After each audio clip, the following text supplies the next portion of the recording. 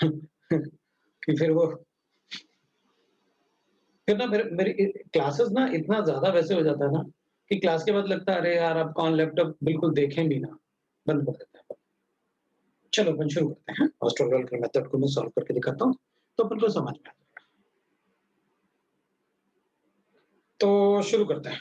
अच्छा, नहीं कैमरा वो लैपटॉप को नहीं हुआ, फिर अल्टीमेटली मैंने क्या किया ना वेबकैम को ऑर्डर किया है। तो मेरे ख्याल से कल आ जाएगा, नहीं तो फिर मंडे तक आएगा। अमेज़न से मैंने एक अच्छा-सा वेबकैम मँगाया है। अब काफ़ी तारीफ़ तो की है, अब देखते हैं वो क्या करते हैं, तो उसी से अपन देख लेंगे। वरना फिर मैं जैसे अभी लाइटिंग मैंने कुछ किया ना लाइट वाइट वो उसको फिर करूँगा कुछ ऐसे और लाइट निकालूँगा। तो जितने लाइटिंग्स हैं उनमें से एक ही लाइट लगाई है तो इतना साफ हो गया। तो अगर और लाइट लगाऊँगा तो ठीक हो जाएगा। रिंग लाइट ले लो मतलब ऐसे वाली ना रिंग लाइट हाँ, है ना मेरे पास वो रिंग लाइट ही है, जो मैंने लगा रखी है। किसी दिन दिखाऊँगा तुमको। पूरा स्टूडियो दिखा सकता हूँ, है ना? क्योंकि पहले मतलब हमें तो किसी चाइनीज़ कंपनी ने बना के दिया था ना, स्टूडियो पहले वाले फ्लैट में। अभी मैंने सब उखाड़ दिया। चल शुरू करते हैं बेटा अपन है Oswald walker method. Oswald walker method की बात करते हैं अपन, है ना? शुरू कर लेते हैं अपन क्योंकि कल तो अपन लेट भी हो गए थे क्लास में। चलो, अब मैं ना आज कल अपन ने 2 बल्ब बनाए थे। अब सॉल्यूशन बल्ब का मतलब ये नहीं कि मतलब जो बल्ब लगाने वाला है उसमें सॉल्यूशन डाल देंगे। नहीं, नहीं। वेसल है, उस वेसल में अपन सॉल्यूशन डाल के रख रहे हैं। That is called solution bulb है। It is not that. Solution vessel लिख लो, ठीक है ना? अच्छा देख, अब कांसेप्चुअली कैसे अपन बताएँगे? मैं अब ज़रूरी नहीं कि बहुत अच्छा बनाओ आप मतलब मैं तो बस अपन को पता है कि यहाँ से आप ड्राई एयर पास करने वाले हो और ड्राई एयर के सॉल्यूशन से मैं दूसरे वेसल में पास करने वाला हूँ। और ये वो पूरा पाइप बना हुआ है। आप अपने आप बना लेना अगर आपको बनाना है कि भई यहाँ पर एक सॉल्यूशन ये सॉल्यूशन ए है, ये सॉल्यूशन बी है, एक्वस सॉल्यूशन है सभी, solution A, solution B.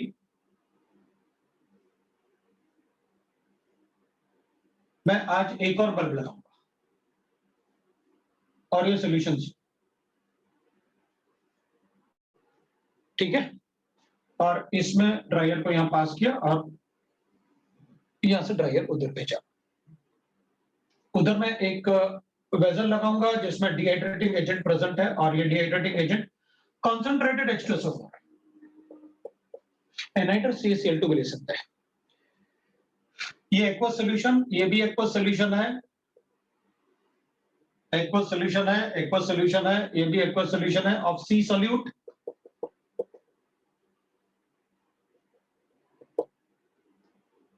AbCr3 solutes, Cr3 solute, and their aqueous solutions.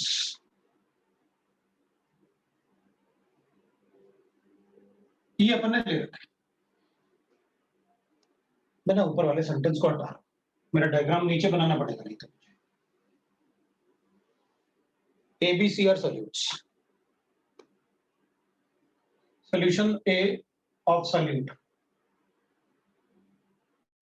इसमें A solute ऐड किया, इसमें B solute ऐड किया,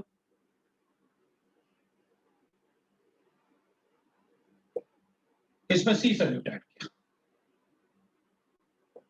ये सॉल्यूट्स है।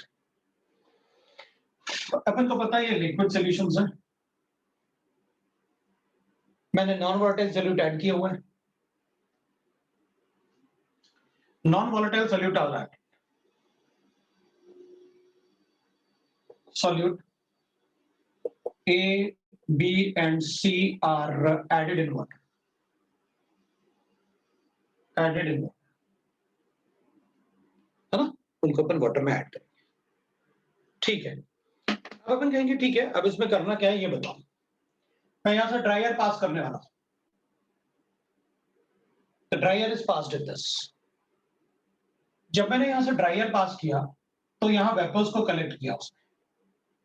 जो वेपर्स थे वो कलेक्ट किया और उधर गया। फर्स्ट वाले सॉल्यूशन बल्ब में जो वेपर्स ड्रायर ले गया, उसकी वजह से इसका जो टोटल वेट था, मैंने पहले से इसको वेट कैलकुलेट कर रखा था। सपोज ये टोटल वेट मेरे पास था 5 kg, अभी जब मैंने वापस जब ड्रायर इसको लेकर चला गया, इसके वेपर्स को लेकर चला गया, तो इसका थोड़ा सा लॉस एंड वेट हो गया।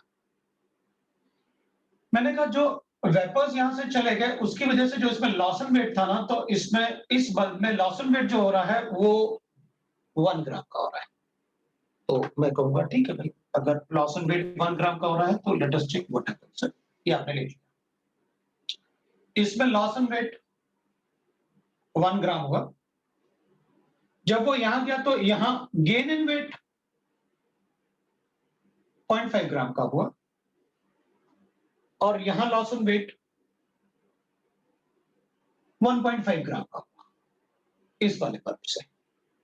तो मैंने जब ड्रायर पास किया इससे, तो इसमें लॉस इन वेट 1 ग्राम का हुआ, इसमें भी वेपर्स थे, जब वो इससे गया तो इसमें तो वेट बढ़ गया, और फिर जब ड्रायर इससे गया तो इधर भी वेपर्स लेके जब वहां जाएगा तो वहां लॉस इन वेट 1.5 ग्राम। अब अपन बात करते हैं, क्योंकि पहले से सभी के वेट अपन को पहले से पता थे, फिर अपन ने ड्रायर पास किया तो सब किसी में लॉस इन वेट हुआ, किसी में गेन इन वेट हुआ। चलो देखते हैं क्या हुआ।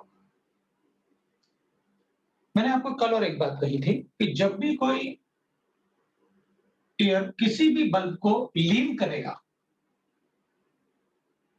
तो उसके पास उतना ही मास हो सकता है वेपर का, ड्रायर में उतना ही वेपर का मास हो सकता है जितना इसमें वेपर रहा होगा। ठीक है, तो अपन कहेंगे अच्छा अच्छा, जब ड्रायर को इससे पास किया तो इसमें जो वेपर रहेंगे वो 1 ग्राम रहे होंगे, तो 1 ग्राम वेपर एब्सॉर्ब कर लिया होगा ड्रायर ने और फिर चला गया होगा। तो इसके अंदर कितना ग्राम वेपर्स रहा होगा? 1 ग्राम। वही तो कलेक्ट करके चला गया, किसी को डाउट नहीं इसमें। अब आगे देखते हैं, इधर 1 ग्राम लेके आया था और इधर उसे 1 ग्राम छोड़ना पड़ा, तभी तो वेट एंड गेन वेट हो गया इसमें। इसका मतलब यह हुआ कि इसके अंदर जो वेपर्स थे वो कितने थे? 0.5। 0.5 ग्राम क्यों? क्योंकि ये 1 ग्राम लेके आया था, तो इधर गेन इन वेट कितना हो गया? 0.5 ग्राम। इसका मतलब इसे अपना 0.5 ग्राम इसको देना पड़ा, क्योंकि यहां वेपर सिर्फ 0.5 ग्राम थे।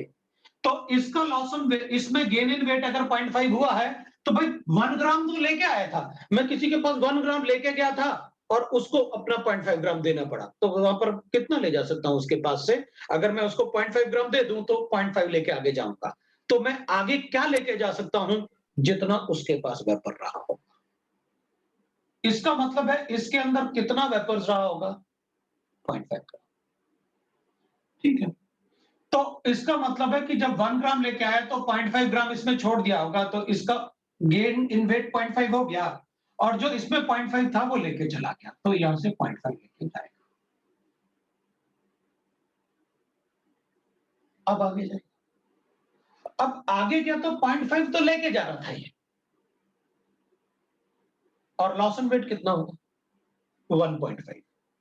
हाँ, तो 0.5 तो लेके आया था ना, और 0.5 इससे लिया उसने, भाई 0.5 तो लेके आ रहा था ये, तो इसके पास पहले से 0.5 था ग्राम, और इसमें से उसने 1.5 और, क्योंकि हमें तो बल्ब का लॉस इन वेट गिवन है, भाई 0.5 लेके आया था और 1.5 लॉस इन वेट हुआ, तो इसमें टोटल कितना था वेपर्स? 2 ग्राम।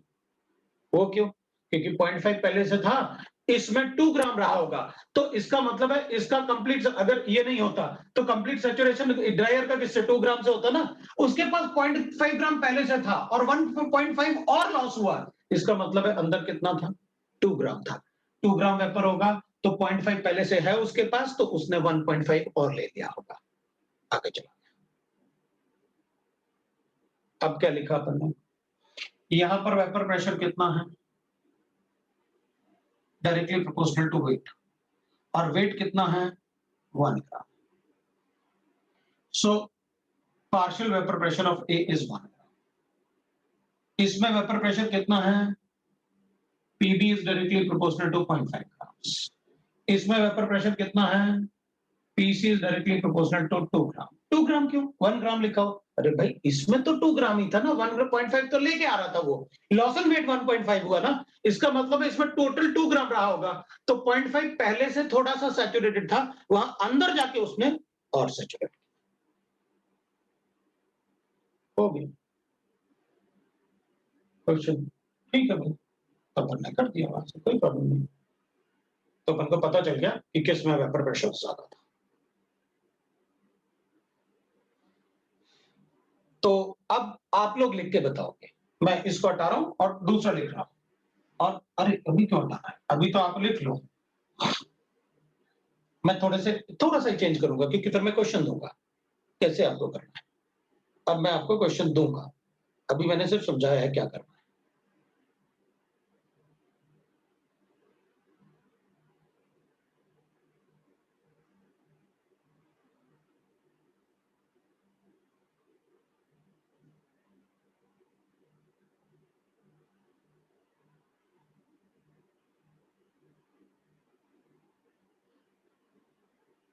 डन।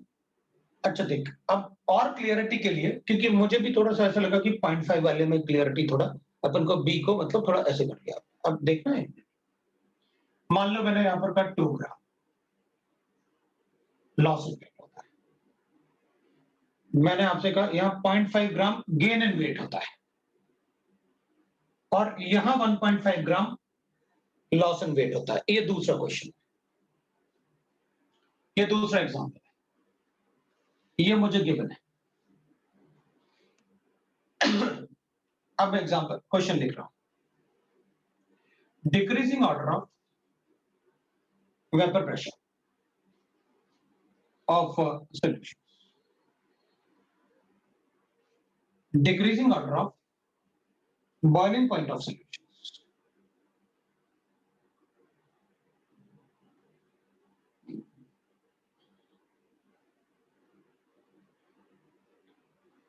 मैं इसमें थोड़ा सा और मतलब अब ये हटा दिया मैंने, है अब करना क्योंकि क्वेश्चन चेंज किया ना मैंने।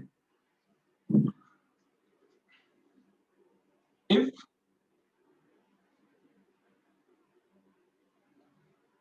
The weight of solute, if WB is same in all, then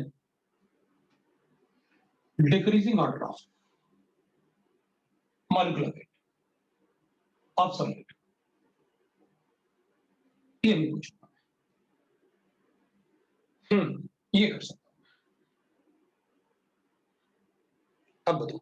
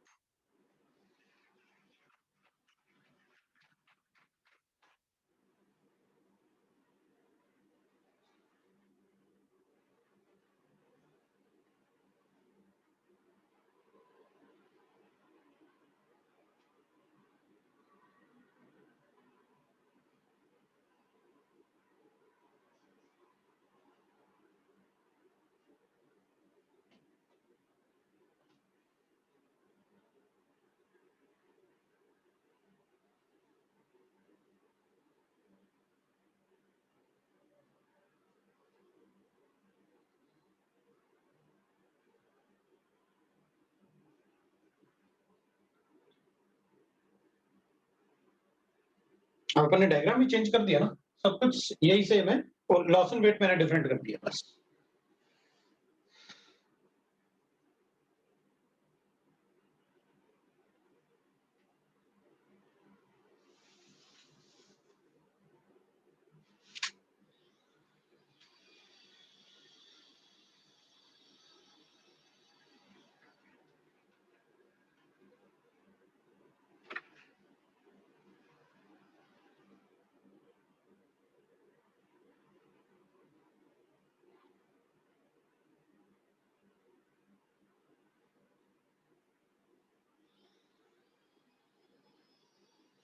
check करूं मैं वेपर प्रेशर वाला पार्ट। अच्छा, ये वाला पार्ट सी ए बी आया। मैं चेक कर लेता हूँ, यहाँ लॉसन वेट 2 है। इसका मतलब है आपने कहा कि PA will be directly proportional to 2 gram, मतलब इसका वेपर प्रेशर 2 ग्राम रहा। जब यहां से यहां गया तो यहाँ पर गेन इन वेट 0.5 हुआ, मतलब 2 ग्राम लेके आया था, 0.5 छोड़ना पड़ा, तो फिर यहां से वो कितना ले गया होगा? 1.5, तो यहाँ 1.5 ग्राम रहा होगा, तो फिर अपन कहेंगे PB will be directly proportional to 1.5। अब ये 1.5 लेके यहां से जा रहा था, 1.5 लेके गया, तो यहां पर लॉस इन वेट 1.5 हुआ, मतलब पहले से जब उसके पास 1.5 था और 1.5 लॉस इन वेट और हुआ, इसका मतलब है इसमें 3 ग्राम रहा होगा, तो PC will be directly proportional to 3 grams. पक्का? मतलब पहले वाले का PC greater than P B A greater than P B, मुझे नहीं लगता किसी को डाउट होगा, सबको सेम आया, कोई गलत नहीं बता रहा, सबने यही बताया, इसका मतलब डन। अब दूसरा वाला, अब बॉइलिंग पॉइंट वाला अगर सही बताया तो फिर मुझे लगेगा हाँ भाई समझ में आया। अब ध्यान रखना है, बॉइलिंग पॉइंट मैंने बताया आपको वेपर प्रेशर से।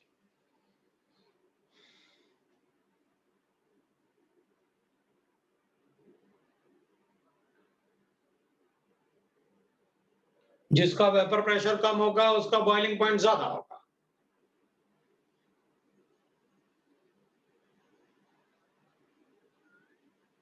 क्योंकि बॉइल तो सोल्यूशन तब करेगा ना जब बाहर के बराबर एक्सटर्नल और इंटरनल वेपर प्रेशर सेम हो जाए।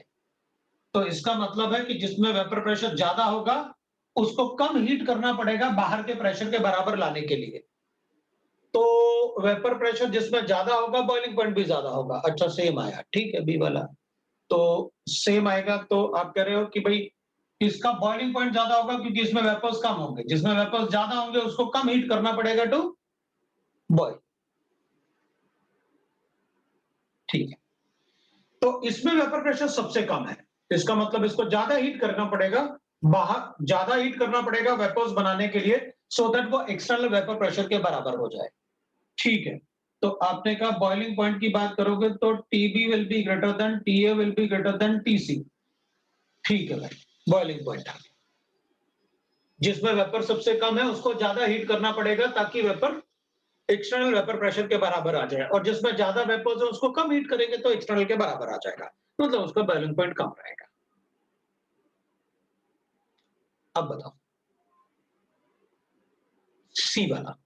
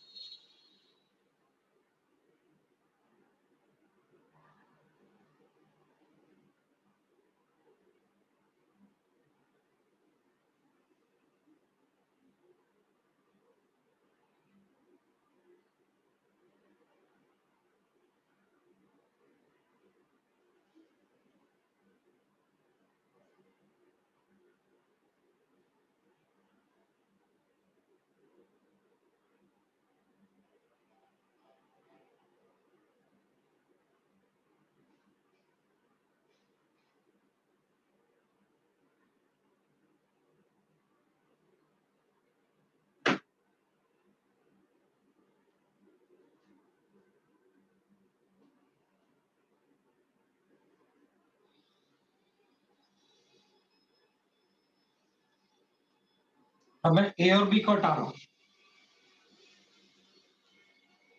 और ए और बी को हटा के अपन क्या सीखेंगे, कैसे बताएंगे?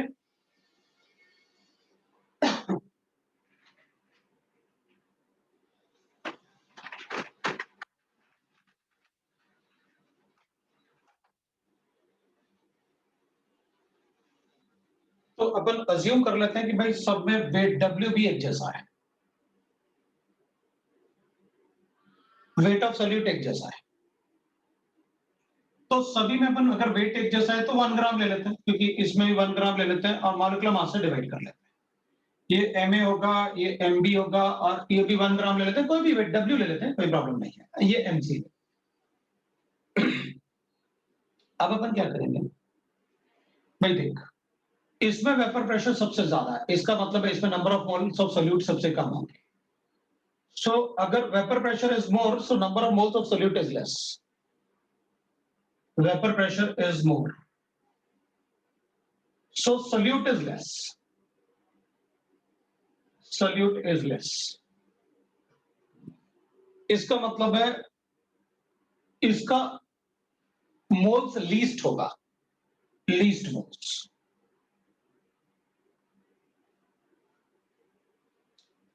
ग्राम तो एक जैसा ऐड किया तो इसके मोल्स लीस्ट होने चाहिए। सो मोल्स इज लेस अपन ऐसे लिख सकते हैं सल्यूट की। और मोल्स सबसे कम होने के लिए अपन क्या करेंगे, इसके मॉलिक्यूलर मास को सबसे ज्यादा रखेंगे। अगर मॉलिक्यूलर मास सबसे ज्यादा होगा तो इसके मोल सबसे कम होगा। तो इसका मॉलिक्यूलर मास अपन सबसे ज्यादा रख लेते हैं तो इसके मोल सबसे कम होंगे, जिसमें मोल सबसे कम होंगे उसका वेपर प्रेशर सबसे ज्यादा होगा। क्यों? क्योंकि जिसमें मोल सबसे ज्यादा होंगे उसका कॉन्सेंट्रेशन ज्यादा होगा, और अगर कॉन्सेंट्रेशन ज्यादा होता है तो वेपर प्रेशर कम होता है। तो कॉन्सेंट्रेशन ज्यादा मतलब डेंसिटी ऑफ सॉल्यूशन का। तो अपन कहेंगे फिर अपने पास लीस्ट मोल्स इसमें है और सबसे ज्यादा मोल्स इसमें है। सो लीस्ट मोल्स के लिए मॉलिक्यूलर मास क्या होना चाहिए, क्योंकि वेट इन ग्राम तो एक जैसा है, तो मॉलिक्यूलर मास सबसे ज्यादा सी का होना चाहिए। सी का मॉलिक्यूलर मास सबसे ज्यादा है, फिर ए का है, फिर इसका मॉलिक्यूलर मास सबसे कम है, क्योंकि इसमें मोल सबसे ज्यादा होंगे तभी तो इसका वेपर प्रेशर सबसे कम है। अब अपनी तरफ से ऐसे नहीं करना कि ये प्रोपोर्शनल इससे, ये प्रोपोर्शनल इससे, कुछ भी मत बोलते रहना ऐसे। पी इज प्रोपोर्शनल टू ये नंबर ऑफ मोल्स। आप कैसे बोल सकते हो? गैसेस, आइडियल गैसेस पढ़ रहे हो क्या? अपनी तरफ से कुछ भी नहीं करना, नहीं सर ये ऐसे हो जाएगा, ऐसे कर देंगे, ऐसे नहीं करना। ध्यान से सुनो क्या है बॉइलिंग पॉइंट। अपनी तरफ से कुछ भी नहीं करना, चलो सर ऐसे कर देते हैं, चलो सर ऐसे कर देते हैं, ऐसे नहीं करना। आप ध्यान से सुनो और अपने हिसाब से उसको देखो कि सर कैसे बता रहे हैं। क्योंकि अगर कोई शॉर्टकट बनाओगे ना, अभी गलत होगा, बाद में गलत हो गया, सर आपने कहा था गलत हो गया, चलो सर को बता देते हैं सर ने गलत बताया था। तो ऐसे नहीं करना, आप ध्यान दो ना क्या कर रहे हैं सर। सर बोल रहे हैं मुझसे कि भाई देख, अगर वेपर प्रेशर ज्यादा है तो इसका मतलब है इसमें number of moles of solute कम रहेंगे, क्योंकि जितना कम कंसंट्रेशन होगा उतना ज्यादा वेपर्स होगा। पूरा वेपर प्रेशर पढ़ाया ना, इसलिए तो पढ़ाया, इसलिए थोड़ी पढ़ाया कि पीवी इक्वल टू एनआरटी से लगा के झगड़ना शुरू कर देंगे, तो पीवी इक्वल टू एनआरटी है आपको, तो कोई गैसेस थोड़ी पढ़ रहे हैं, वो ध्यान रखना है। अपन क्या करेंगे भाई, सॉल्यूट सी अपने पास है, अपन को पता था वेपर प्रेशर सबसे ज्यादा है, इसका मतलब है इसमें सॉल्यूट सबसे कम होंगे मोल्स। तो मोल्स अगर कम रखने हैं तो अपन को पता है वेट इन ग्राम सब में एक जैसा था, तो इसका मॉलिक्यूलर मास अगर लीस्ट मोल्स चाहिए तो इसका मॉलिक्यूलर मास सबसे ज्यादा होगा। तो इसमें वेपर प्रेशर सबसे कम है तो अपन बता सकते हैं मॉलिक्यूलर वेट सी सबसे ज्यादा होगा, फिर मॉलिक्यूलर मास ए और फिर मॉलिक्यूलर मास बी होगा। ये अपना ऑर्डर होगा। अगर वेट इन ग्राम सब में एक जैसा ऐड किया और फिर भी वेपर प्रेशर डिफरेंट है, इसका मतलब है मॉलिक्यूलर मास में डिफरेंस था। तो मॉलिक्यूलर मास अपन बता देंगे भाई किसका मॉलिक्यूलर मास सबसे ज्यादा होगा, इसका, क्योंकि इसके मोल्स इसमें सबसे कम होंगे तभी तो उसका वेपर प्रेशर ज्यादा है।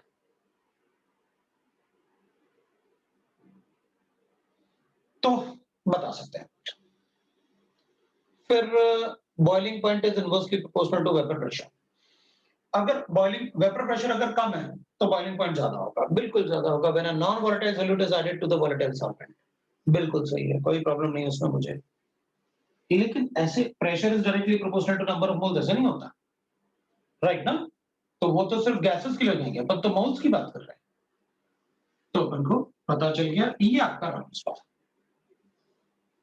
जो रिलेटेड था वेपर प्रेशर से भी, और अपन ने, और इसमें राउल्स लॉ की बेसिस पे तो सारा कुछ सॉल्व किया अपन ने, जो पहले पढ़ा उसके बेसिस पे अपन ने सॉल्व कर दिया। ये आपका रिलेटिव लॉवरिंग इन वेपर प्रेशर है। इस टाइप से क्वेश्चन पूछेंगे, यही आपको एक्सप्लेन करके बता। ड्रायर उतना ही वेट लेकर जाएगा जितना वेपर का वेट होगा, बिल्कुल यही तो मैंने बताया, बिल्कुल बिल्कुल सही कहा। तो ये अपना relative levelling in vapour pressure था। चलो फिर अपन बढ़ते हैं दूसरा, that is called elevation in boiling.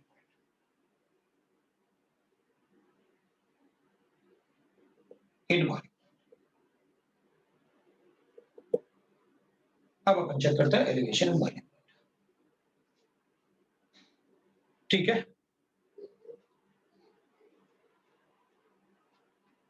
तो एलिवेशन एंड बॉइलिंग पॉइंट अब अपन सबको पता है एलिवेशन का मतलब क्या होता है। तो अभी थोड़ी देर पहले वैसे बॉइलिंग पॉइंट किसी ने पूछा था कि वेपर प्रेशर और बॉइलिंग पॉइंट ऐसे कुछ आपस में रिलेटेड होंगे क्या?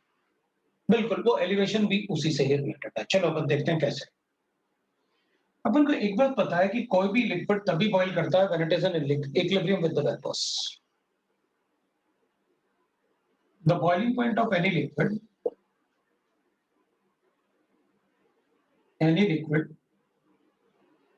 is calculated when लिक्विड जो होगा अपने पास जो लिक्विड गिवन है वेपर में कन्वर्ट होने का लिक्विड वेपर इक्विलिब्रियम होगा और बॉइलिंग पॉइंट पे प्रेशर 1 एटमॉस्फेयर होगा TB the boiling point will be there that will be equilibrium so rate of forward reaction is equal to rate of backward reaction होगा।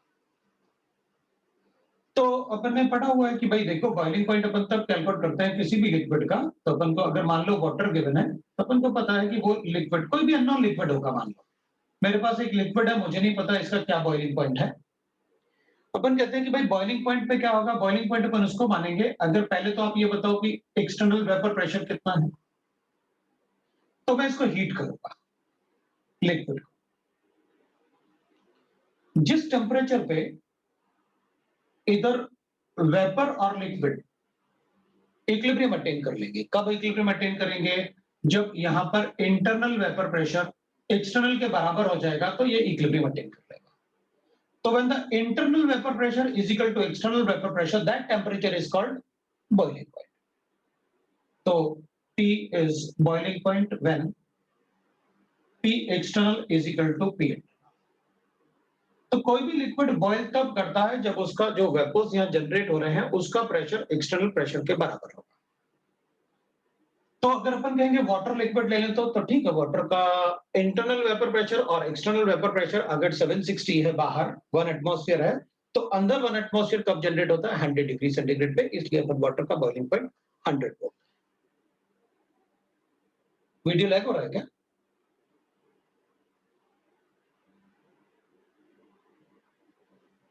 नहीं हो रहा, ठीक है, चलो कोई बात नहीं, देखते हैं। अब अपन क्या करेंगे, अपन देखो ऐसे करते हैं। मान लो मेरे पास, अब अपन एक एग्जांपल ले लेते हैं। तो अपन को बॉइलिंग पॉइंट तो पता चल गया भाई बॉइलिंग पॉइंट क्या होता है। अब अपन ना ये कंसेप्ट जो है ना, क्योंकि बॉइलिंग एलिवेशन बॉइलिंग पॉइंट का जो कंसेप्ट होगा ना, वो तो हमें कंसेप्ट यूज करना है। तो लिक्विड अपन कोई भी लेके कंसेप्ट बना सकते हैं। तो अपन क्या करते हैं, वाटर ले लेते हैं। अपन सबको पता है कि अगर ये वाटर ले रहे हो आप, तो वाटर का बॉइलिंग पॉइंट जो होता है that is equal to 100 degree centigrade होगा एट 1 एटमॉस्फेयर। बाहर 1 एटमॉस्फेयर है तो अंदर 1 एटमॉस्फेयर कब आएगा अपन को पता है, वो 1 एटमॉस्फेयर कब आ जाएगा। इधर 1 एटमॉस्फेयर 100 डिग्री पे आ जाएगा at, so boiling point is 100 degree at 1 atmosphere. इसमें थोड़ा सॉल्यूट ऐड करते हैं। When solute is added, so when solute is added, when non volatile भी लिख लेता हूं। So when non volatile solute is added, अगर अपन इसमें नॉन वोलेटाइल सॉल्यूट ऐड करेंगे तो वो सॉल्यूट कुछ लिक्विड के सरफेस एरिया को कवर कर लेगा। अगर सॉल्यूट लिक्विड के सरफेस एरिया को कवर करेगा तो इसका वेपराइजेशन कम हो जाएगा। ये सॉल्यूशन है ना, मेरे पास ये सॉल्यूशन है। तो कुछ लिक्विड के वेपर ऐसे सरफेस एरिया को कवर करेगा, इधर भी होगा सॉल्यूट, अंदर भी सॉल्यूट है। तो फिर यहाँ पर जो वेपर्स बनने चाहिए थे, यहाँ पर ये तो लिक्विड ऐसे था तो कुछ सॉल्यूट ऐसे इधर सरफेस एरिया कवर करेगा, तो इसका रेट ऑफ वेपराइजेशन डिक्रीज हो जाएगा, तो इसका वेपर प्रेशर कम हो जाएगा। तो अब इसका वेपर प्रेशर P एक्सटर्नल तो हमें पता है that is equal to 1 atmosphere normal boiling point पे। तो अगर इसका 100 जिसे इसमें अपन ने सॉल्यूट ऐड किया तो इसका वेपर प्रेशर कम हो गया। अगर इसका वेपर प्रेशर कम होगा इसके कंपैरिजन में, तो उतना ही वेपर प्रेशर जनरेट करने के लिए मुझे टेम्परेचर थोड़ा बढ़ाना पड़ेगा। तो अपन कहेंगे अच्छा, वेपर प्रेशर मतलब बॉइलिंग पॉइंट ऑफ सॉल्यूशन जो होगा that will be greater than 100 degree centigrade, वो उससे ज्यादा होगा। तो this difference in temperature is called elevation and boiling point. आप जितना ज्यादा इसमें सोल्यूट ऐड करोगे उतना ही कम इसमें वेपर प्रेशर आएगा, और जितना कम वेपर प्रेशर आएगा उतना ही ज्यादा आपको हीट करना पड़ेगा वेपर प्रेशर को 1 एटमॉस्फेयर तक बनाने के लिए। उस डिफरेंस इन सॉल्यूशन को अपन, डिफरेंस इन टेम्परेचर को अपन बोलते हैं एलिवेशन इन बॉइलिंग। तो इसका मतलब है एलिवेशन इन बॉइलिंग पॉइंट, जिसको मैं डेल्टा टीबी से डिनोट करने वाला हूं। तो मैं लिखूंगा डेल्टा टीबी विल बी, मतलब ये डिफरेंस जो है that will be equal to delta TB, that is the difference in the boiling point of the solution minus difference in the that is boiling point of pure solvent. यही तो होगा elevation, बिल्कुल यही होगा elevation. तो मैं कहूंगा इन दोनों का जो डिफरेंस होता है उसको अपन एलिवेशन बोलते हैं, कि जब सॉल्यूट ऐड किया तो कितना और टेम्परेचर देना पड़ा सो दैट कि इंटरनल और एक्सटर्नल वेपर प्रेशर इक्वल हो जाए। ठीक है, तो अपन कहेंगे जितना ज्यादा सॉल्यूट ऐड करोगे उतना ज्यादा एलिवेशन होगा। इसका मतलब है elevation in boiling point is directly proportional to molality. मैंने एक ऐसा कॉन्सेंट्रेशन टर्म लिया जो टेम्परेचर से इंडिपेंडेंट, क्योंकि अपन टेम्परेचर से डील कर रहे हैं। तो अपन कहेंगे भाई ठीक है, delta TB will be equal to, ये delta TB will be equal to अपन लिखेंगे केबी इंटू एम, ऐसे अपन लिखेंगे। तो अपन कहेंगे अच्छा इसका मतलब ये हुआ delta TB is equal to, this is the difference which will be equal to, that is I को भी इंट्रोड्यूस कर लेते हैं इसमें, I into KB into M. So I into KB into M, I क्यों लिया, क्योंकि अगर जो पार्टिकल मैं ऐड कर रहा हूं, अगर मान लो मैंने 1 मोल पार्टिकल ऐड किया और वो डिसोसिएट होकर 2 बन गया, तो उसके लिए मुझे आई का वैल्यू 2 बताना पड़ेगा कि वो 100% डिसोसिएशन अगर है तो अगर नंबर ऑफ पार्टिकल बढ़ेंगे तो ऑब्वियसली बात है एलिवेशन भी बढ़ेगा। ठीक है, तो मैं इसमें लिख सकता हूं that is delta TB will be equal to I into KB लिख सकता हूं मैं, और मल्टीप्लाई में लिखूंगा दैट इज मोलालिटी।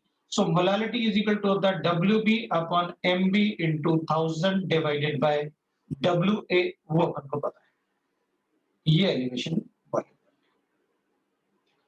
अब अपन कहेंगे भाई ये केबी क्या है, कांस्टेंट तो लिया है आपने, तो the KB is called, where KB is called, KB is called the molar elevation constant. Molar elevation constant. Molar मतलब अगर इसका मोलालिटी 1 हो जाए, that is called molar. तो फिर ये दोनों बराबर हो जाएंगे, that is called, अगर 1 मोलालिटी है तो molar elevation constant मतलब इसमें एलिवेशन हो रहा है तो अपन उसको ऐसे बोल देते हैं नाम से, elevation constant. ठीक है ना, that is called molar elevation constant, या ऐसा कांस्टेंट जो हायर टेम्परेचर से डील करता हो। और हायर टेम्परेचर के स्टडी को अपन बोलते हैं बुलियोस्कोपिक कांस्टेंट, इसको अपन बुलियोस्कोपिक कांस्टेंट भी बोल सकते हैं, that is called ebullioscopic constant, ये भी बोल सकते हैं। ठीक है, will write that KB is equal to what, अपन को पता है, ठीक है, that is molar elevation constant. और केबी को अगर जरूरत पड़ेगा तो the value of KB will be different for different solvents, so it will depend on the nature of solvent. The value of KB, value of KB is different for different solvents, अलग अलग solvents के लिए different होगा। और अगर उसे calculate करना है तो अपन उसका फॉर्मूला लिख लेंगे, भाई कैसे अपन केबी को कैलकुलेट कर सकते हैं, वो उसका एक अपना फॉर्मूला होगा जिससे अपन बता सकते हैं। सो केबी का अगर हमें फॉर्मूला लिखना है तो केबी का एक फॉर्मूला भी होता है जिसको अपन ऐसे लिख सकते हैं, KB will be equal to होता है RTB boiling point square M divided by 1000 into delta H of vaporization। ये फॉर्मूला अपन याद रख लेते हैं, ये फॉर्मूला अपन को शायद कभी इससे क्वेश्चन पूछ ले, वरना इससे क्वेश्चन पूछते नहीं। और अगर आपसे यूनिट पूछा जाए कि भाई केबी का यूनिट बताओ तो बता देना, इसका तो टेम्परेचर होगा, और ये पर मोलर बता देना, मतलब डिग्री सेंटीग्रेड, क्योंकि डिफरेंस है इसलिए डिग्री लिखो, ये केल्विन लिखो, एक ही बात है क्योंकि ये डिफरेंस है। तो डिवाइड करेंगे अपन इससे तो पर मोलर बता देंगे कि भाई डिग्री सेंटीग्रेड पर molar, that will be the unit of this. और मोलल अपन को पता है क्या होता है, मोल्स पर केजी, तो बता सकते हैं, कोई प्रॉब्लम नहीं है। अगर यूनिट वगैरह कुछ पूछते हैं या कुछ पूछेंगे तो अपन बता देंगे। और अब मैंने आपसे कहा कि देखो भाई, मेरे पास प्योर सॉल्वेंट था, बॉइलिंग पॉइंट वाटर का 100 डिग्री सेंटीग्रेड है। अगर अपन ने सॉल्यूट ऐड किया, मान लो सॉल्यूट कुछ भी हो सकता है, it should be a non volatile solute, मिट्टी पत्थर भी डाल सकते हैं। अगर मैंने मिट्टी पत्थर डाल दिया तो क्या हुआ होगा? तो उसमें कुछ पार्ट जो वेपराइज हो रहे थे, वो उनको वेपराइजेशन उनका कम हो गया। तो वेपराइजेशन अगर कम हो गया तो ऑब्वियस सी बात है, मैं टेम्परेचर बढ़ाना पड़ा, क्योंकि सॉल्यूट तो वेपराइज होगा नहीं, क्योंकि वो तो सॉलिड है। तो मिट्टी पत्थर थोड़ी सॉलिड वेपराइज, राइट? तो अपन बता देंगे कि भाई इसमें कोई भी सॉल्यूट ऐड करेंगे तो सॉल्यूट ऐड करने से वेपर प्रेशर कम होता है, ये आप हमेशा बार-बार बताते हैं। तो अगर बार-बार आप मुझे बताते हैं तो ठीक है भाई, अपन ने कहा कि जो डिफरेंस होगा इन दोनों में बॉइलिंग पॉइंट का, क्योंकि बॉयल तो कोई भी सॉल्यूशन तब होगा जब अंदर वेपर प्रेशर और बाहर वेपर प्रेशर इक्वल हो जाए। तो अगर सॉल्यूट ऐड करने से ये 1 एटमॉस्फेयर से कम हो जाएगा तो टेम्परेचर हमें बढ़ाना पड़ेगा ताकि अंदर 1 एटमॉस्फेयर फिर आ जाए। That is elevation. केबी के फॉर्मूले में R is gas constant, TB is boiling point of pure solvent. जो भी आपने सॉल्वेंट लिया जिसके लिए अपन केबी लिख रहे हैं, और M is molecular weight of solvent, solvent and delta H is the enthalpy of vaporisation of solvent. वो मैंने लिखा नहीं था, मैंने सोचा पहले थोड़ा और बताते हैं फिर बताते हैं। तो यहां पर ध्यान रखना, अपन ने मोलालिटी लिखा हुआ है और मोलालिटी को मैं अलग-अलग टाइप से भी लिख सकता हूं। मैं वेपर प्रेशर के फॉर्म में भी लिख सकता हूं, P A not minus P S divided by P S into 1000 by M A. पिछले क्लासेस में अपन ने मोलालिटी के डिफरेंट फॉर्मूले लिखे, ये मोलालिटी को मैं किसी भी फॉर्मूले में लिख सकता हूं, राइट? तो एक क्वेश्चन हो जाए फिर इसमें, मान लो ये लिखा तो है, इसमें क्वेश्चन बता देता हूं। थोड़ा ग्राफ रफ भी ड्रॉ कर लेंगे, ग्राफ भी ड्रॉ कर सकते हैं वेपर प्रेशर से रिलेटेड और टेम्परेचर से रिलेटेड। पहले इसी में एक क्वेश्चन करते हैं। Calculate the elevation and boiling point.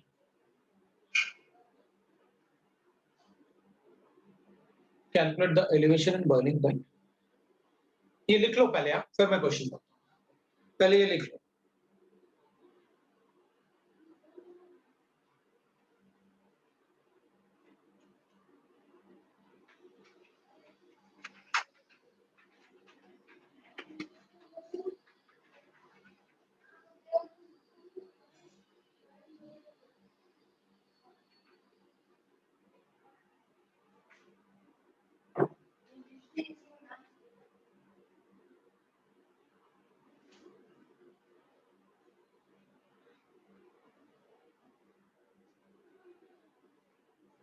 लिख लिया?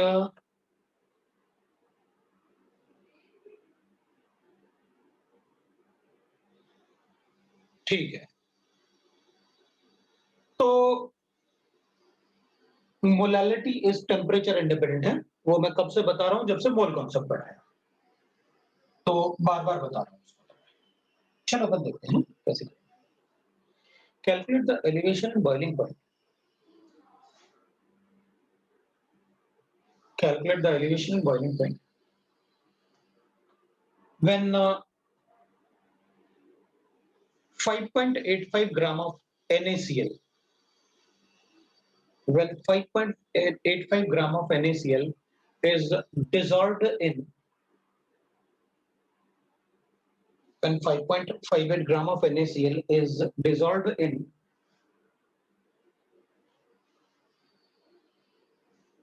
200 gram of water, is dissolved in 200 gram of water.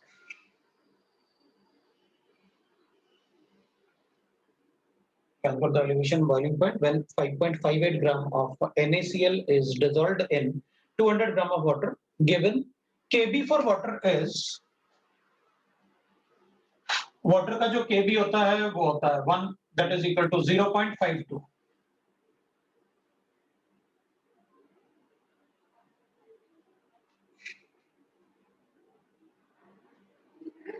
0.52 इतना ही होता है, राइट ना? वो स्टैंडर्ड वैल्यू है।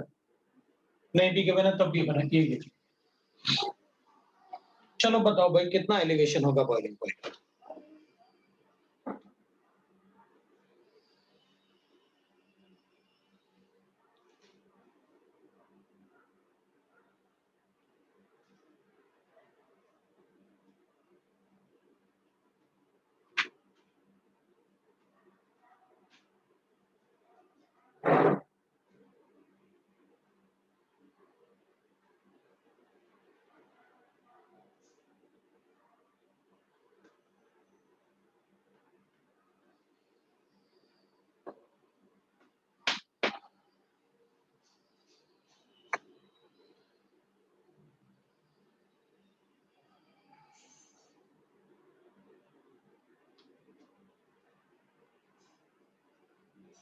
What was the value of elevation in boiling point?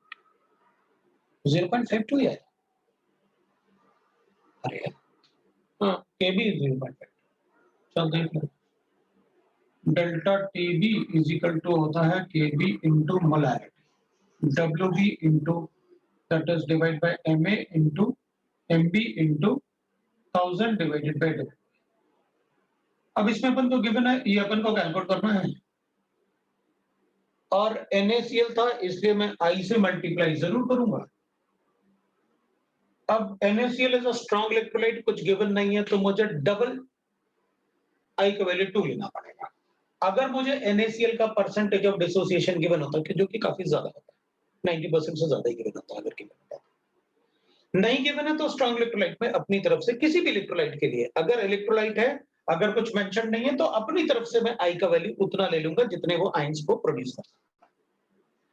तो ठीक है भाई, यहां पर आपने लिखा था KB आपने 0.52 दे रखा है, और ये मुझे आपने दे रखा है कितना, दैट इज WB 5.85 और मॉलिक्यूलर मास होता है 58.5, मल्टीप्लाई बाय 1000 और डिवाइड बाय 200 करना था, मल्टीप्लाई बाय 2 आपने दे रखा है। मेरे ख्याल से अपन को पता है क्या करना है। Answer is 0.5। मेरे ख्याल से काफी बच्चों ने आंसर बताया भी मुझे, 0.52 आना है, बिल्कुल सही। Answer is 0.5।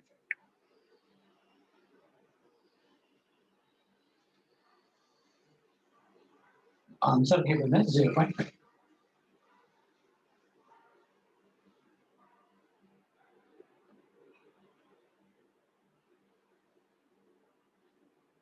ठीक है,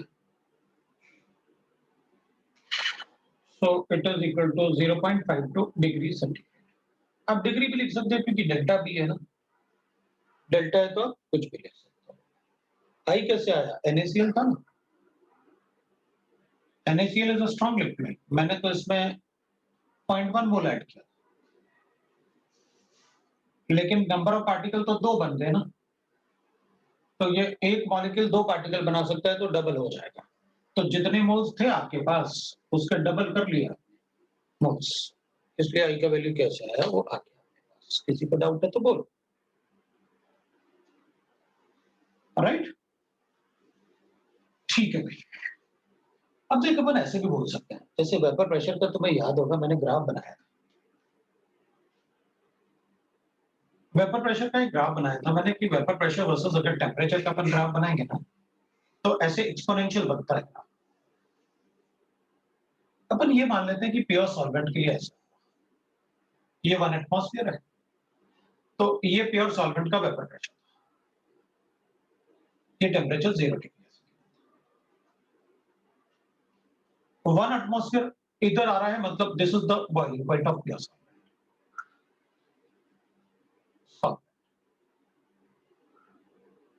अब मान लेते हैं कि भाई ये 25 डिग्री सेंटीग्रेड था, अज्यूम कर लेते हैं ऐसे कि भाई ये 0 से ज्यादा टेम्परेचर होगा।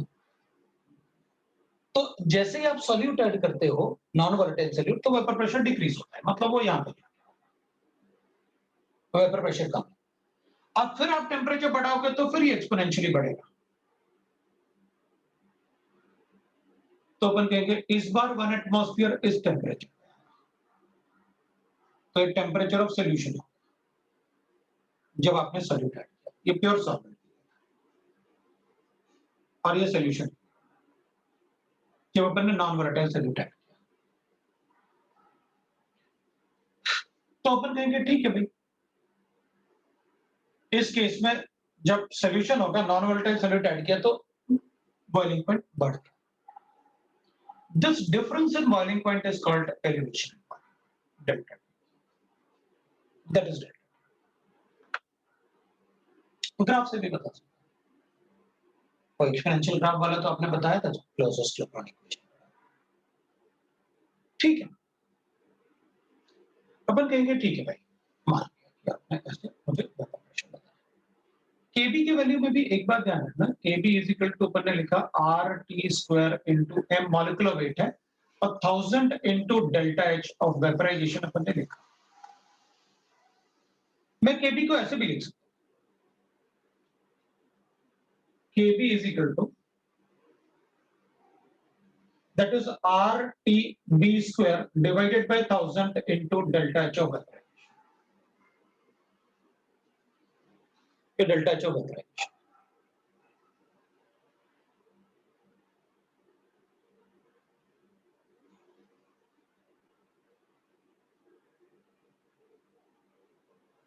तो अपन कहेंगे मॉलिक्यूलर मास कहां है, तो अपन कहेंगे ये डेल्टा एच ऑफ वेपराइजेशन नहीं लिख रहा मैं latent heat of vaporisation LP LAV, मतलब ये डेल्टा एच ऑफ वेपराइजेशन जो होता है ना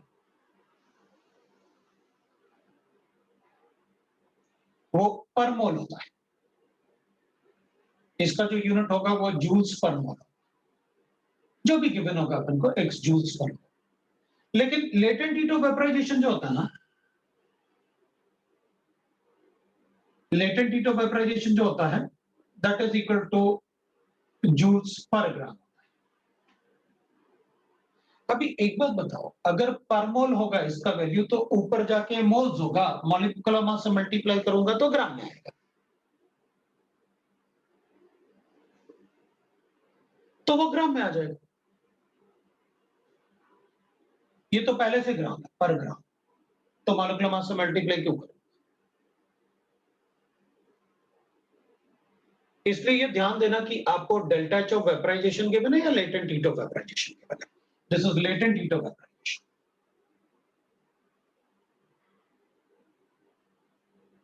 and this is enthalpy of vaporisation.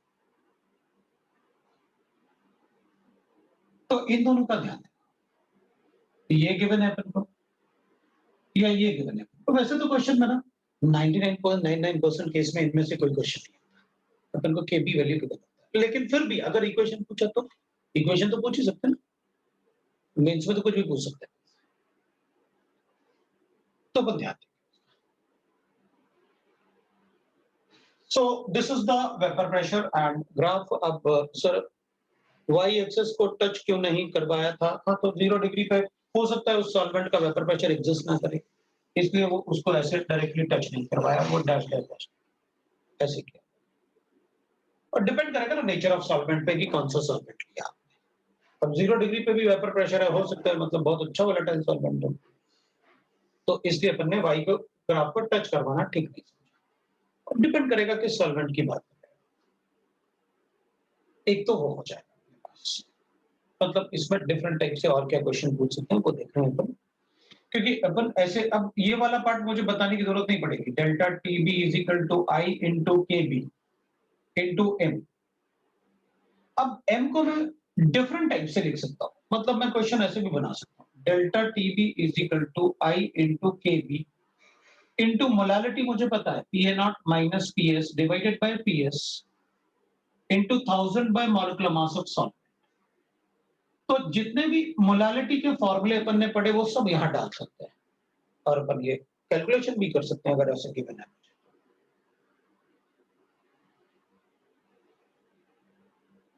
ये कैलकुलेशन भी कर सकते हैं, बस क्वेश्चन में गिवन हो, मुझे सॉल्वेंट गिवन है तो उसका मॉलिक्यूलर मास पता होगा, के भी मुझे सॉल्वेंट का आप दोगे क्योंकि इतना कैलकुलेशन अपन से नहीं करवाने वाले।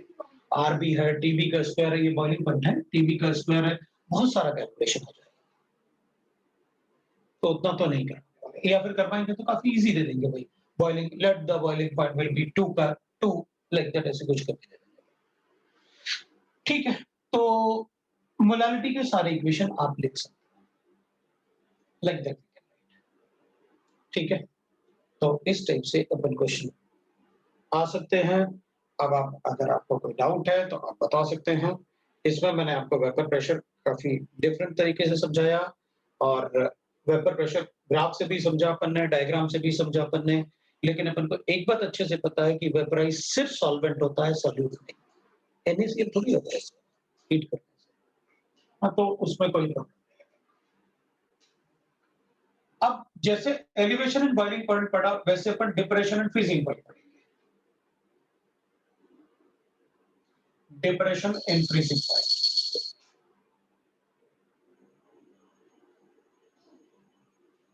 ठीक है, डिप्रेशन एंड फ्रीजिंग। चलो भाई देखते हैं, तो डिप्रेशन एंड फ्रीजिंग पॉइंट को अपन ऐसे डिनोट करेंगे, डेल्टा टी एफ कर लेते हैं बॉइलिंग पॉइंट। तो डिप्रेशन एंड फ्रीजिंग पॉइंट भी दिस। वैसे इसमें भी के एफ यूज करेंगे, और के एफ में वैल्यूज अपन ऐसे ही लिखेंगे, और चेक करते हैं पहले कि भाई फ्रीजिंग पॉइंट होता क्या है, फिर देखते हैं अपन क्या करना है अपन को। अब देखो, अपन जैसे बॉइलिंग के लिए लिखा ना अपने, वैसे अपन फ्रीजिंग के लिए, कोई भी लिक्विड तभी फ्रीज होगा, मेरे पास सपोज मेरे पास एक लिक्विड है,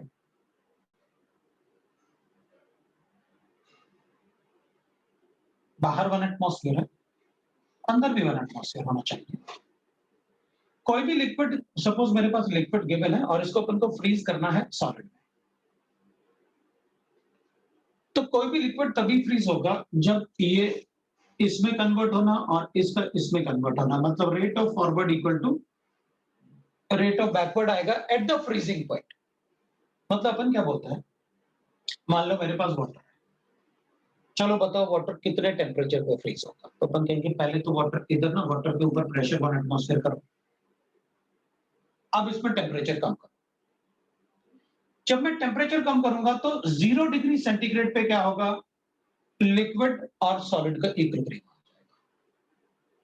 अगर लिक्विड और सॉलिड का इक्विलिब्रियम आएगा तो 0 डिग्री सेंटीग्रेड को अपन कहेंगे it is the freezing point. मतलब किसी भी लिक्विड का फ्रीजिंग पॉइंट उस टेम्परेचर पे आता है जब वो लिक्विड और सॉलिड में इक्विलिब्रियम अटेन करेगा 1 atmosphere, that is called the freezing.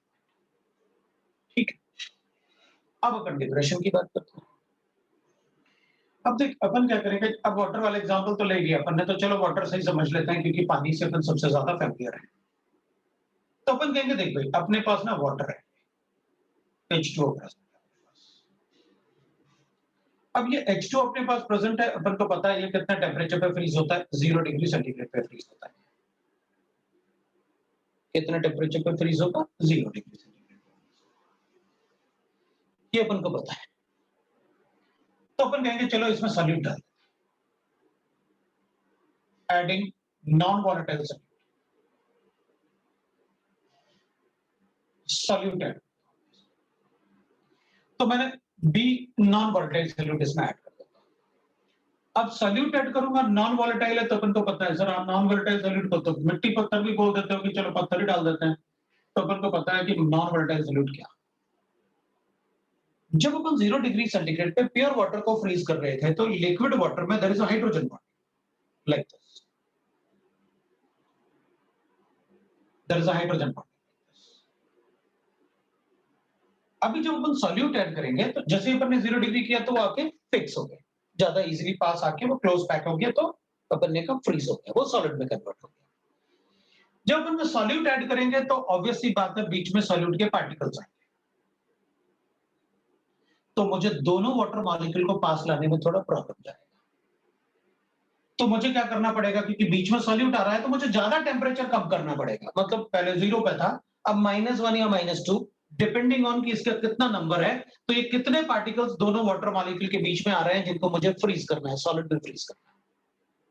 तो अपन कहेंगे जितना ज्यादा आप सॉल्यूट ऐड करोगे उतना ज्यादा सॉल्यूट पार्टिकल वाटर मॉलिक्यूल के बीच में आएगा, और उतना ही मुश्किल मुझे दो वाटर मॉलिक्यूल को बॉन्ड मतलब फिक्स करने में उतना ही कम टेम्परेचर करना पड़ेगा मुझे, ताकि वो और पास आए।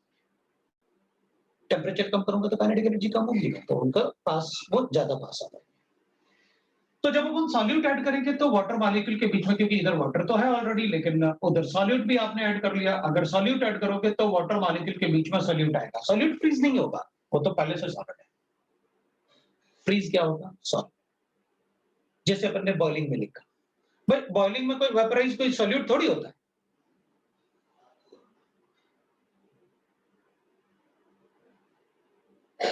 तो अपन कहेंगे यहां पर अपन को क्या, सॉल्वेंट। अभी सॉल्वेंट पार्टिकल्स अपने पास सॉल्वेंट है, इसमें सॉल्यूट को तो फ्रीज नहीं होना, सॉल्वेंट को फ्रीज होना है। तो अपन को इधर टेम्परेचर जो कम करना पड़ेगा, सपोज करते हैं अपन ये लोअर टेम्परेचर पे फ्रीज होगा, तो इसका फ्रीजिंग पॉइंट था सोल्यूशन का। अब सोल्यूशन इज, सपोज इतना ऐड किया मैंने सॉल्यूट कि वो -2 हो गया, तो अपन कहेंगे भाई ठीक है, depression and freezing point is my 2 degree centigrade. पहले 0 पे फ्रीज हो रहा था, सॉल्यूट ऐड किया तो मुझे और कम करना पड़ा उसको फ्रीज, सॉलिड लिक्विड इक्विलिब्रियम लाने के लिए। तो वो जो डिप्रेशन हुआ, जो हो जाएगा वो 2 हो जाएगा इन दोनों केस। तो ठीक है, अपन कहेंगे अच्छा इसका मतलब ये हो गया, और ये प्रेशर 1 एटमॉस्फेयर रहेगा, भी होता है। सो डेल्टा टीएफ जो होगा ये तो फ्रीजिंग पॉइंट ऑफ, ये तो सोल्यूशन हो गया, और ये फ्रीजिंग पॉइंट ऑफ सॉल्वेंट हो गया। तो अपन कहेंगे इन दोनों में से ज्यादा कौन है, ये वाला। तो डिफरेंस ले लेते हैं, क्योंकि हमें तो डिफरेंस लेना है। सो अपन कहेंगे T of solvent minus T of solution. अगर एक्वा सोल्यूशन है तो अपन को पता है ये 0 होगा, और ये इसके हिसाब से ये -2 हो जाएगा, इसके हिसाब से मतलब वो नेगेटिव नहीं रहेगा सोल्यूशन के लिए, तो मतलब डेल्टा टीएफ हमेशा पॉजिटिव आएगा। तो अगर मुझे freezing point of the solution -2 given है, इसका मतलब है डेल्टा टीएफ 2 गिवन है। अगर freezing point of the solution -2 given है, इसका मतलब है डेल्टा टीएफ मुझे 2 गिवन है।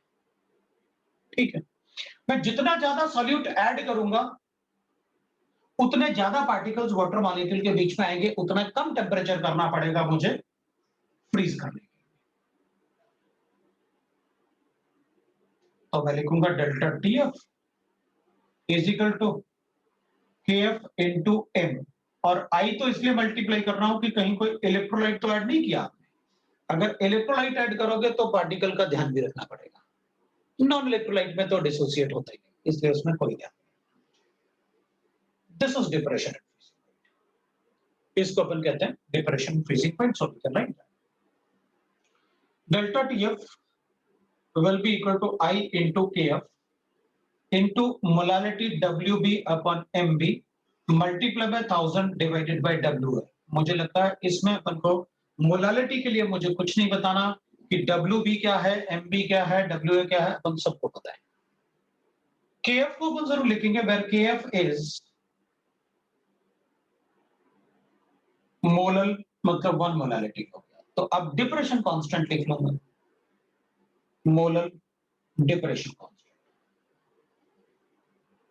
तो मोलर डिप्रेशन कांस्टेंट बोल देंगे अपन इसे, और अपन कहेंगे ठीक है ये मोलर डिप्रेशन कांस्टेंट, और ऐसा कांस्टेंट जिसको मैंने लोअर टेम्परेचर मतलब बहुत कम टेम्परेचर पे जो स्टडी करते हैं, उस स्टडी को अपन कहते हैं क्रायोजेनिक स्टडीज। तो अपन इसको ऐसे ही बोल सकते हैं, क्रायोस्कोपिक कांस्टेंट, बिकॉज वो लोअर टेम्परेचर के लिए यूज करते हैं। तो क्रायोस्कोपिक कांस्टेंट बोल सकता हूं मैं, that is a cryoscopic constant, ऐसे बोल। तो value of KF is different for different gases or different for different solvents. So अपन कहेंगे KF जो होगा वो ऐसा होगा, KF will be equal to RTF का square into M divided by 1000 multiplied by delta H of fusion। अब ये M क्यों लिखा? क्योंकि डेल्टा H है। अगर लेटेंट हीट ऑफ फ्यूजन लिखोगे तो मैं M को नहीं लिखूंगा, क्योंकि वो पहले से ग्राम। तो अपन कहेंगे ठीक है भाई, इसमें अपन ऐसे लिख सकते हैं, दैट इज के, और KF will be equal to, अपन ऐसे भी लिख सकते हैं भाई, KF will be equal to RTF square in divided by 1000 into latent heat of fusion. ये लिख लेंगे latent heat of fusion.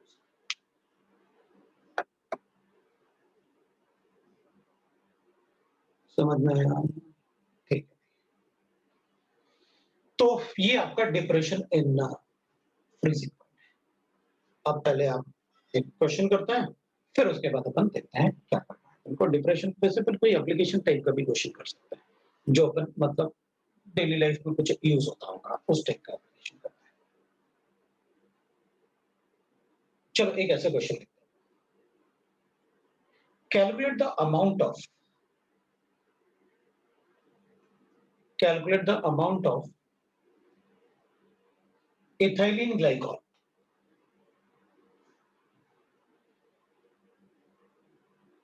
Ethylene glycol का फॉर्मूला ऐसा होता है,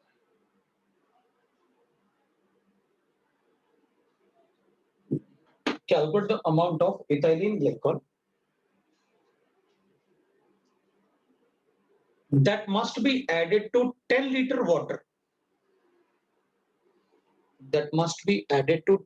water,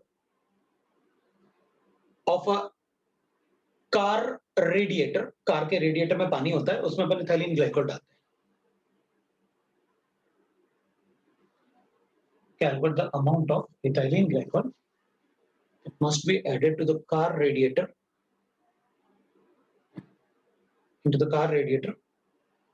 having 10 liter of water, so that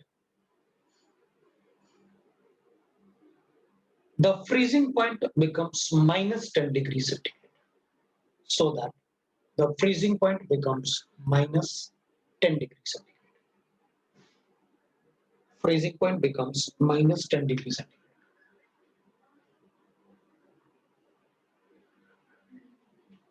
water का केएफ जो है ना 1.86 होता है। अब जनरली कोल्ड कंट्रीज में क्या करते हैं, वो कार के रेडिएटर में पानी फ्रीज ना हो जाए ना, तो इथाइलिन ग्लाइकॉल डालते हैं।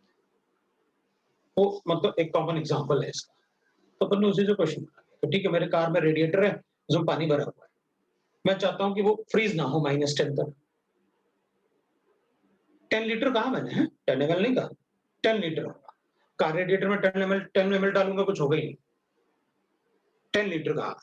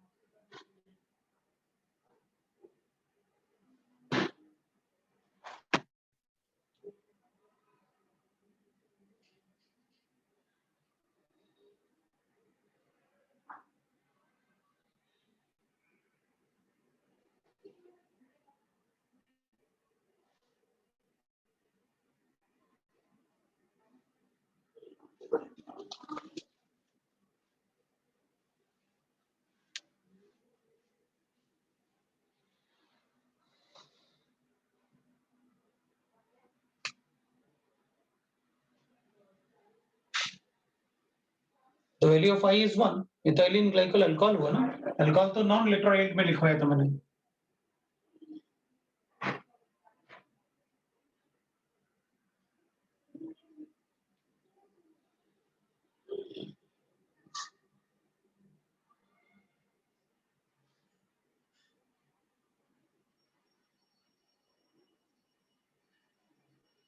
अपने पास एक आंसर भी आ गया, 2.68 ग्राम। अलग अलग आंसर कैसे आ रहा? 2.68 ग्राम, 247.3 ग्राम, 333.33 ग्राम्स, ऐसे अलग अलग कैसे आ सकता है बेटा? कुछ तो करो।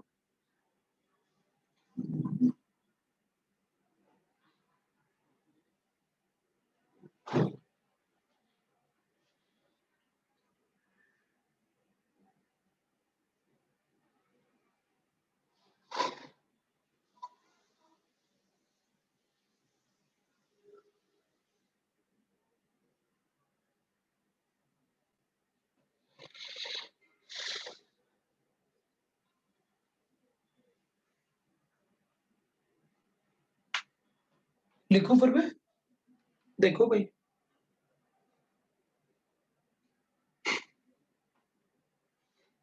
देखो देखो जल्दी, आपके पास सारा कुछ आंसर एक जैसा आना चाहिए।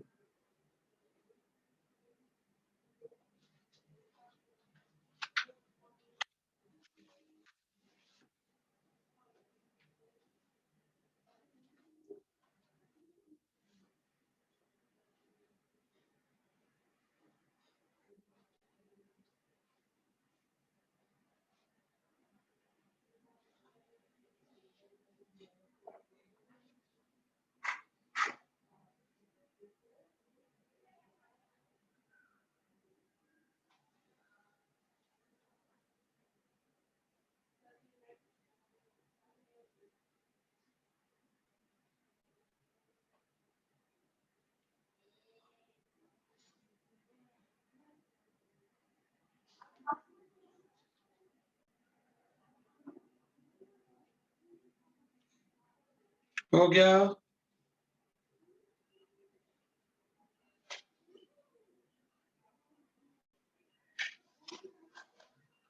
3.33 kg, मतलब फिर वही जो पहले बताया गया वो अभी भी बताया गया भाई। देखो देखो,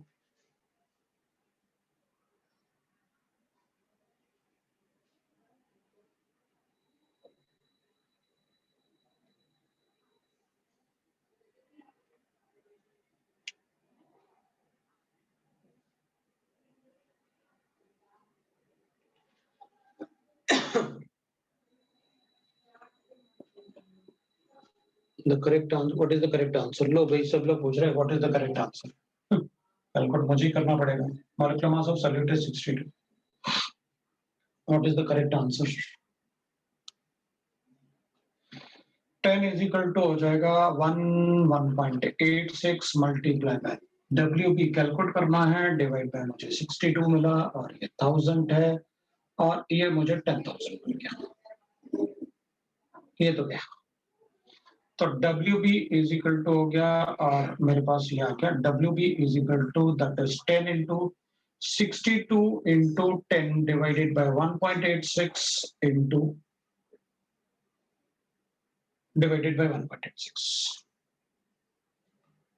तो मेरे पास ये अपने पास आया, तो 62 बाय 1.86 करना है, तो अपन को सिर्फ सॉल्व करना था 62 बाय 1.86 कितना होगा और उसको मल्टीप्लाई बाय 100 कर देंगे। तो मुझे लगता है 62 बाय 1.86 को अपन 1.86 को 1.8 लेके या 1.9 लेके सॉल्व कर दें।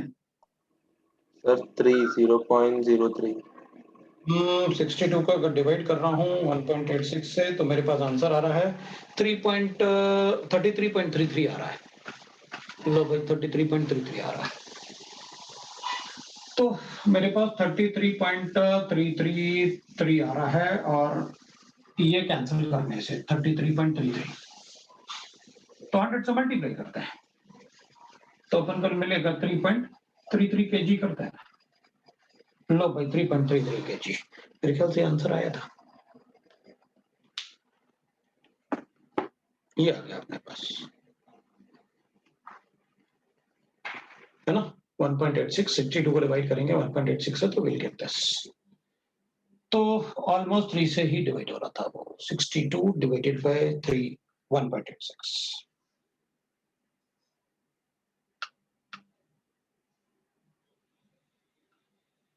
तो अपने पास आंसर आ गया।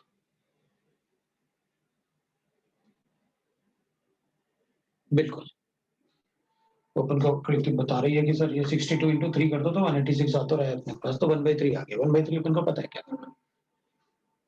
ठीक है बेटा, बिल्कुल। सो मेरे ख्याल से ये आंसर आ गया सबसे। अब मुझसे पूछा गया सर इसको केल्विन में कन्वर्ट नहीं करना पड़ेगा, कन्वर्ट किया तो वो डिफरेंस है ना, डिफरेंस को केल्विन में लिखो या डिग्री सेंटीग्रेड में लिखो, एक ही बात है। डिफरेंस को थोड़ी अपन कैलकुलेट कन्वर्ट करेंगे इसमें, है ना? डिफरेंस को थोड़ी कन्वर्ट किया जाता है बेटा। ठीक है, डिफरेंस को तो आप केल्विन में लिखो या उसमें लिखो, एक ही बात है। अब देखिए एक छोटा सा कंसेप्ट और पढ़ते हैं अपन, है इसी में, है? मतलब अपन को पता चल गया how to what is depression होता क्या है, वो अपन को पता चल गया। आपको थोड़ा सा ध्यान रखना है इलेक्ट्रोलाइट का, कि भाई इलेक्ट्रोलाइट में गड़बड़ नहीं करेंगे अपन। अब देख मान ले मेरे पास वाटर है, और जो मैं वाटर से बताऊंगा कंसेप्ट वो किसी भी सोल्यूशन से आप लिख सकते हैं। मेरे पास इसमें वाटर है, ये H2O प्रेजेंट है। मैंने इसमें सॉल्यूट ऐड किया, सपोज मैंने इसमें ऐड किया वाटर में 3 ग्राम ऑफ यूरिया डिजॉल्व किया। केएफ अपन को पता होता है 1.86 यूरिया है, तो आई का वैल्यू 1 होगा। अपन कहेंगे delta TB will be equal to that is I तो 1 हो गया, 1.86 multiply by 3 divide by 60 multiply by 100, और ये डिवाइड बाय सॉल्वेंट में इसको ना 500 ग्राम ले लेता हूं। मैंने इसको 500 ग्राम ले लिया। अपन क्या कहेंगे कि इसको अगर अपन कैंसिल करें, ये अपन कैंसिल करेंगे तो वो दिखना भी चाहिए, है? ये 6 हो गया, तो मेरे ख्याल से काफी अच्छा आंसर आ रहा है अपना। ये 6 हो जाएगा तो 1/10 होगा, 1/10 होगा तो ये अपने पास डेल्टा टी भी आ गया अपने पास 0.186 आ गया। किसी को डाउट नहीं होगा। अब अपन ने कहा कि भाई देख मेरे पास ये, अब इसको डिग्री सेंटीग्रेड में भी लिख सकते हैं क्योंकि डिफरेंस है, केल्विन में भी लिख सकते हैं, अभी बताया मैंने। अब अपन कहेंगे देखो भाई अगर आप 3 ग्राम यूरिया 500 ग्राम में वाटर में ऐड करोगे तो फ्रीजिंग पॉइंट 0.186 आएगा। किसी को कोई डाउट नहीं। मान ले मेरी मर्जी, मैं तो कहूंगा इसका टेम्परेचर ना -2 डिग्री तक लेकर जाऊंगा। अब बताओ क्या होगा, इससे क्या फर्क पड़ता है? तो अपन कहेंगे भैया फर्क पड़ेगा, क्योंकि फ्रीजिंग पॉइंट का मतलब है कि लिक्विड और सॉलिड इक्विलिब्रियम में होंगे। आप अगर टेम्परेचर को कम करोगे तो इक्विलिब्रियम शिफ्ट कर रहे हो आप। हाँ, तो क्या चेंज हो जाएगा उससे? अरे आप बोल रहे हो ना कि आप लिक्विड को आइस के साथ आपने इक्विलिब्रियम में ले रखा है, वाटर को इसके साथ। अगर आप, और ये फ्रीज हो रहा है कितने 0.186 डिग्री सेंटीग्रेड पे, अगर -2 पे फ्रीज करोगे तो और लिक्विड फ्रीज होगा, मतलब और आइस बनेगा, उस तरफ जाएगा रिएक्शन, आइस का प्रोडक्शन ज्यादा होगा, मतलब फिर ये इक्विलिब्रियम इधर शिफ्ट हो जाएगा अगर आप ज्यादा फ्रीज करोगे तो। हाँ तो क्या, तो अपन कहेंगे ठीक है भाई देख डेल्टा टीएफ था, ये टीएफ बेटा है, टीबी लिख रहे हैं, मैं लिख रहा हूं, मतलब तुम लोग क्यों लिखोगे? KF into W B upon M B multiply by 1000 और डिवाइड बाय डब्ल्यू है। अपन क्या कहेंगे भाई, आप टेम्परेचर चेंज कर रहे हो ना, इनमें से कोई पार्ट टेम्परेचर से चेंज नहीं होता। देख लो, आपने कहा था सॉलिड फ्रीज नहीं होता, सॉल्वेंट फ्रीज होता है, तो सॉलिड के मॉल्स KF चेंज नहीं होता, KF कांस्टेंट होता है। तो बचा क्या मेरे पास, ये और ये। इसका मतलब ये हो गया कि अगर कोई फ्रीजिंग पॉइंट इस सॉल्यूशन का 0.186 था और मैंने -2 तक लेके गया तो क्या हो जाएगा? अपन कहेंगे इसको -2 रखो और देखो कि सॉल्वेंट कितना बचा, लिक्विड कितना बचा, क्योंकि काफी सारा आइस बन गया। तो अपन कहेंगे अच्छा अच्छा, इसका मतलब है काफी सारा जो इक्विलिब्रियम में आइस है वो बहुत सारा आइस ऊपर फ्लोट करना शुरू कर देगा, क्योंकि सॉल्वेंट का अमाउंट कम हो जाएगा उसमें, जो इक्विलिब्रियम वाला अमाउंट है वो कम हो जाएगा। तो मैं कहूंगा अच्छा ठीक है, मैंने इसको अगर -2 पे फ्रीज किया तो -2 पे फ्रीज करोगे तो बाकी सारी चीजें तो सेम रहेंगी, 1.86 3/60 मल्टीप्लाई बाय 1000 ये सब सेम रहेगा, सिर्फ ये चेंज होगा। तो अपन कहेंगे उसको कैलकुलेट कर लो और देख लो कि कितना सॉल्वेंट बचा जो इक्विलिब्रियम में है और कितना था अपने पास जो एक्चुअल फ्रीजिंग पे इक्विलिब्रियम में था 500, अब बचा इतना। क्योंकि अगर आप इसे बढ़ाओगे तो मैं इसको कम कर दूंगा, दे आर इनवर्सली रिलेटेड ना। तो अपन कहेंगे ठीक है, कैलकुलेट कर लेते हैं कितना बचा मेरे पास। ये 3 है, ये 20 है, 20 होगा तो ये 50 होगा, और WA कैलकुलेट कर लेता हूँ, माइनस तो लिखूंगा नहीं ऐसे, WA कैलकुलेट कर लेता हूँ। So WA will be equal to, इसको इधर लेके गया, 2 नीचे आ जाएगा, 1.86 हो जाएगा, मल्टीप्लाई बाय 50 हो जाएगा, डिवाइड बाय 2 हो जाएगा। देखना मैंने कुछ गड़बड़ तो नहीं किया, कुछ गड़बड़ नहीं किया ना मैंने, नहीं किया। तो अपन इसको कहेंगे ये अपने पास आ जाएगा 25। तो अपन कहेंगे 25 इंटू 186, मतलब थोड़ा सा ही सॉल्वेंट बचा हुआ है, बाकी सारा सॉल्वेंट सेपरेट हो गया, मतलब आइस के फॉर्म में कन्वर्ट हो गया बाकी सारा सॉल्वेंट, क्योंकि बहुत कम था ना उसका फ्रीजिंग पॉइंट। सो इसलिए वो काफी सारा सॉल्वेंट क्या हो जाएगा, वो फ्रीज हो गया। तो यहाँ पर जो बचा अपने पास ये 46.2 बचा, 46.5 बचा अपने पास ग्राम्स। मतलब the liquid which has been, the solvent which is separated out, solvent converted to ice, कितना 500 लिया था मैंने, उसमें से बचा कितना 46.5, ये तो 445 के आसपास कन्वर्ट हो गया सॉलिड में, आइस जैसे बन गया। ठीक है, कोई बात नहीं, अपन इसको बता सकते हैं, कोई दिक्कत नहीं। तो इस टाइप से भी क्वेश्चन हो सकता है, भाई मेरी मर्जी, इतने पे फ्रीज होता है, मुझे पता चल गया कि सॉल्यूट ऐड करोगे तो कितने पे फ्रीज होगा। अब मेरी मर्जी और कम टेम्परेचर पे लेके जाऊंगा, मैं तो फ्रीज करूंगा उसे और कम टेम्परेचर पे, तो बताओ क्या हो जाएगा। कुछ नहीं भाई, सॉल्वेंट जो लिक्विड में था वो सॉलिड में कन्वर्ट हो जाएगा, आइस में कन्वर्ट हो जाएगा, और क्या, क्योंकि बाकी सारे पार्ट तो कांस्टेंट थे ना, इनमें थोड़ी कोई सॉलिड थोड़ी फ्रीज होता है।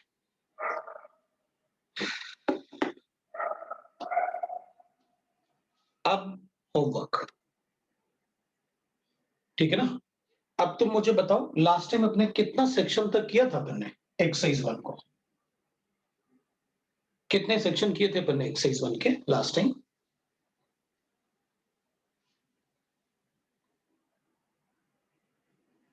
एक्सरसाइज 1 के कितने सेक्शन किए थे? सेक्शन सी तक, बस ABC, बस, अभी डी भी नहीं किया। तो अब आप करने वाले हो डी, ई, एफ और जी। ये पहले डिस्कस करूंगा, बाद में आगे पढ़ाऊंगा। हार्ड कॉपी तो आ गया होगा ना सेंटर पे, भाई काफी सारे सेंटर पे तो मिल गया ना हार्ड कॉपी, क्योंकि आ गया ना। अपने यहाँ शायद हो सकता है कि भाई ऐसा कुछ हो कि मतलब डिले इसलिए हो रहा है क्योंकि लॉकडाउन में प्रॉब्लम आ रहा हो,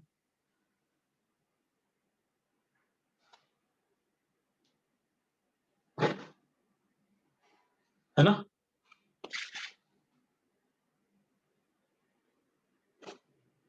अब वो कह रहा है अपन से कि सर पहले इनिशियली 0 डिग्री ले रहे हैं। भाई इनिशियली मतलब क्या इनिशियली होता है? 0 डिग्री तो प्योर वाटर के लिए था, जब अपन ने यूरिया डाला तो इधर आ रहा था अपने पास इतना माइनस, इस टेम्परेचर पे, ये डेल्टा TFS के माइनस नहीं लगाया, तो 0 से कम पे फ्रीज हो रहा था। तो अगर फ्रीजिंग पॉइंट इसका चेक करना है तो इसका फ्रीजिंग पॉइंट जो था ना, इसका फ्रीजिंग पॉइंट था कितना, -0.186। अब अपन ने कहा नहीं मेरी मर्जी, मैं तो -2 तक फ्रीज करूंगा, तो करो, तो इतना सॉल्वेंट बचेगा। ठीक है ना। तो आप मतलब इसको सॉल्व करो और उसको आप बता दो। 15 डेज लॉकडाउन लगेगा, लेकिन मेरे ख्याल से आ गया है, पता लॉकडाउन तो विरार वगैरह सेंटर में भी था, लेकिन उनके यहाँ तो मिल गया है। चलो ठीक है, अपन सॉफ्ट कॉपी से कर लेंगे अभी, लेकिन हार्ड कॉपी आ गया है। हो सकता है वो प्रॉब्लम आ रहा हो कि मतलब ओपन नहीं करने दे रहे हो, तो अपन देख लेते हैं, वरना मैंने सॉफ्ट कॉपी भेजा है, आप उससे करके बता देना, ठीक है ना। अभी अपन उससे कर लेते हैं, ठीक है। चलो, स्टेट बुक और एनसीईआरटी से करेंगे अपन, थोड़ा सा रुको, उसमें मिक्स गिवन है। ठीक है भाई, चलो बाय।